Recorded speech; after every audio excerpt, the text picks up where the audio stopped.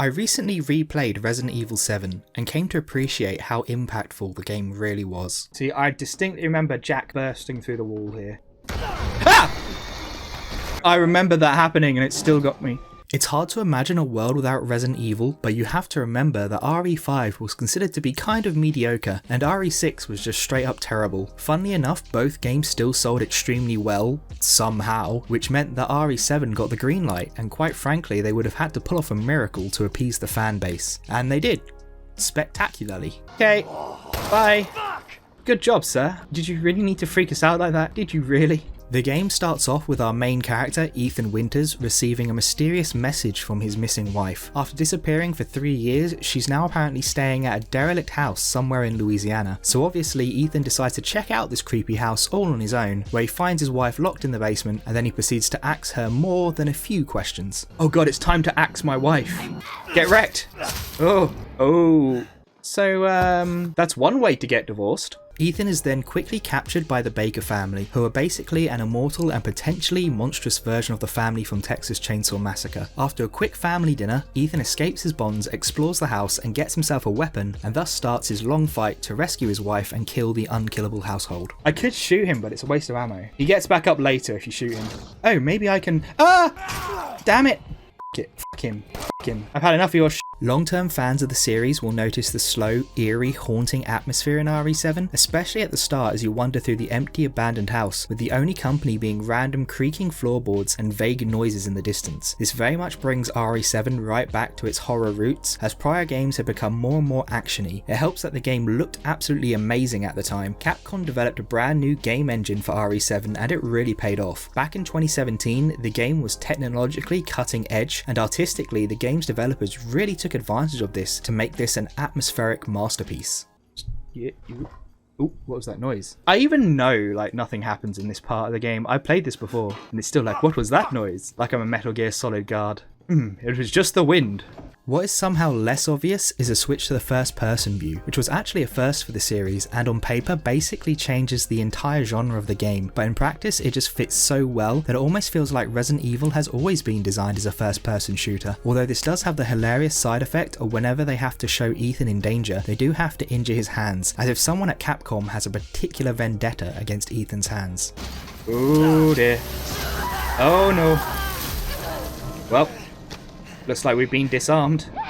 The main threats in this game are the molded. They're a bit like the zombies from the old games, except much bigger, stretchier and scarier. They can be a real threat, especially in the early game, as their bodies can really soak up bullets if you don't aim for the head. You don't get much ammo early on, so if you're not a good shot, you do run the risk of running out and having to get up close and personal with the knife. You know, against these 8-foot monstrosities. But this is a survival knife. Hopefully it will help us survive. Oh god, yeah, oh yeah, it's gonna have to. It's gonna have to, because I do not have any ammo. To spice things up, the molded do have a couple of variations, the crawlers being particularly nasty, but really that's it for the enemies outside of the wonderfully creative boss fights against the Baker family. I have heard people complain about the lack of variety, but I don't think it matters so much because RE7 is a relatively short game, especially in the current climate of long open world action RPGs. My first playthrough took me roughly 9 hours, and my second playthrough took me less than 7.5, and that was a casual playthrough while live streaming, taking breaks to tell jokes to my chat. Okay, so this joke. So there's this wealthy businessman.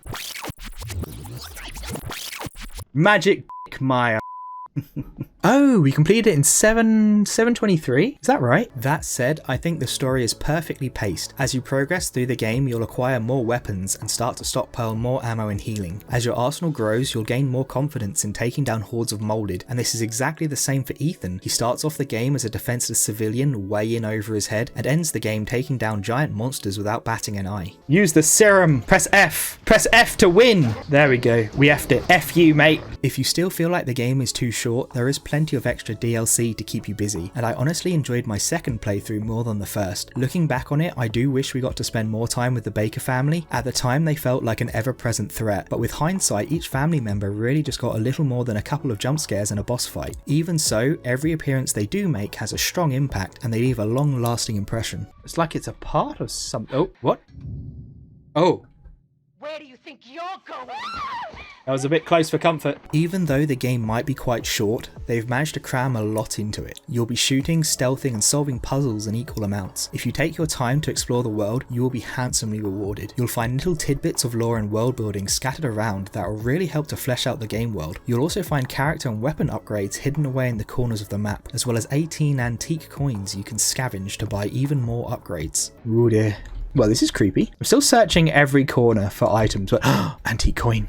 The game is kind of split into different sections. You'll start off struggling against the molded in the main house, then you'll be avoiding killer bugs and their master Marguerite in the old house, then you'll be dealing with Lucas and his saw-style traps in the testing area, setting bomb traps in the wrecked ship and going full Rambo in the salt mines. There's a lot of different areas with their own unique playstyle, but they all blend into each other so naturally that you never really notice the shift, nor do you ever have a chance to get bored. Oh! I need my crank. Need to crank this. But you know what they say, guys, when in doubt, crank one out. Overall, Resident Evil 7 is one of the best games in the series, and is in fact probably one of the best action survival horrors out there. Considering how abysmal RE6 was, there was real potential this game could have been a soulless cash grab and killed any remaining hope in the fanbase. Thankfully though, Capcom went back to the drawing board, got creative, and made a game that could have possibly saved the series, and it's something I'd recommend almost everyone play. Oh, it's fine. He's been disarmed. What's the worst that could happen? What's he gonna do? Bite me? I mean, he probably will bite me. He probably will bite me. Let's not tempt him. Let's not tempt him. Great.